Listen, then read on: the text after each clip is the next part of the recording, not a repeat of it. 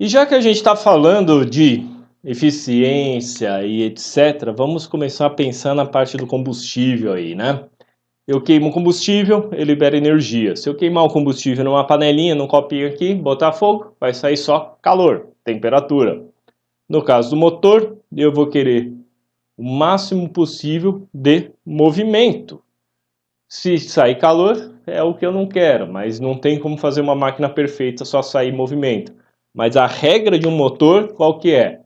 Quanto mais movimento eu usar com aquele combustível, melhor.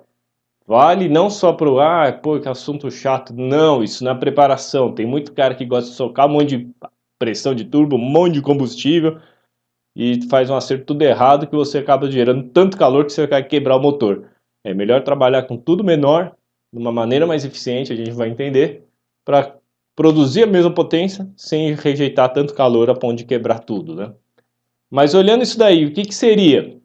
Calor liberado, a energia liberada, na verdade, vem da formulinha lá do colegial, MC vezes PCI. O que, que é PCI? A gente vai comentar bastante, eu não vou ficar fazendo conta aqui, mas a gente vai falar bastante do PCI, poder calorífico inferior. É o quanto de energia eu tenho acumulada numa porção de combustível. Por que que etanol? Por que que etanol gasta mais combustível? Porque o poder calorífico do etanol, o carro andando com etanol gasta mais combustível, o consumo é pior que a gasolina, porque o poder calorífico do etanol é menor que da gasolina. Então, para o mesmo trabalho, eu preciso de mais vazão de combustível, que é o MC da fórmula. Olhando aí para baixo, um balanço geral de eficiência de um motor diesel, de um caminhão, quando queima o combustível, isso no máximo de eficiência, 41,5% vira movimento. Pô, isso é alto pra caramba. Um motor que dá 40% de eficiência é top. Geralmente, passar de 30 e pouco já é difícil. Isso no máximo de eficiência. Só que aí eu tenho a perda de energia para as camisas do motor. O que seriam as camisas? Olhando aqui no bloco, a gente vai ver mais em detalhe, mas eu perco em refrigeração, né? A água do motor, arredondando aí, falando bem basicão, a gente vê em detalhes. Então, 14% perdi em água, em calor, para a água que vai para o radiador. Também tem perda de mais ou menos 4% dos refrigeração de pistão. Você fala, como assim refrigeração de pistão? Muitos motores, também a gente vai ver na parte de lubrificação. Esse aqui, o pistãozinho, eu tenho até um rebaixozinho nele, que eu tenho um injetor de óleo por baixo, que vem lá debaixo do bloco, e injeta óleo aqui no pistão. Por que isso? Para baixar a temperatura dele e não quebrar ele, só que eu estou tirando energia que poderia virar movimento. Também tenho perda de energia da lubrificação do motor, tenho perda de energia dos gases de escape. Pô, gás de escape está saindo lá 900 graus, um fluxo gigantesco, é energia jogada fora. Tanto que a maioria das empresas grandes que têm gerador, que elas possuem gerador próprio, o que, que elas fazem? O gerador gera energia, mas pelo escapamento passa uma serpentina que vai aquecer uma água, que vai virar vapor e esse vapor vai tocar uma outra turbina. E aí, turbina, né, de vapor, essa turbina vai gerar um eixo e vai gerar energia elétrica. Então você consegue coletar muito mais eficiência. Aí você vai ver a eficiência global do sistema, é 85, 90% de eficiência. Gigantesco.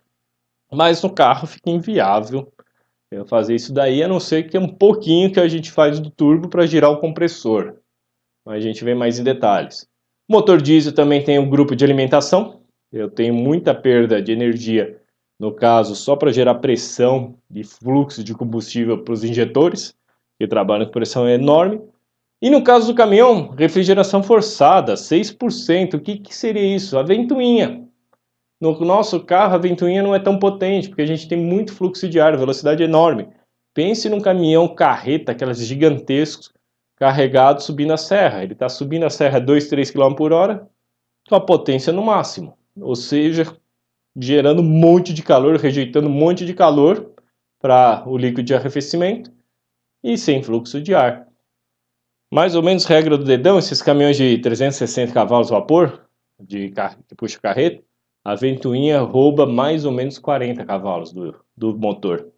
E ela funciona com um sisteminha tipo do ar-condicionado, que é uma embreagemzinha magnética que bloqueia ela. Então tá andando em alta velocidade, ela tá desbloqueada, não roubando energia do motor.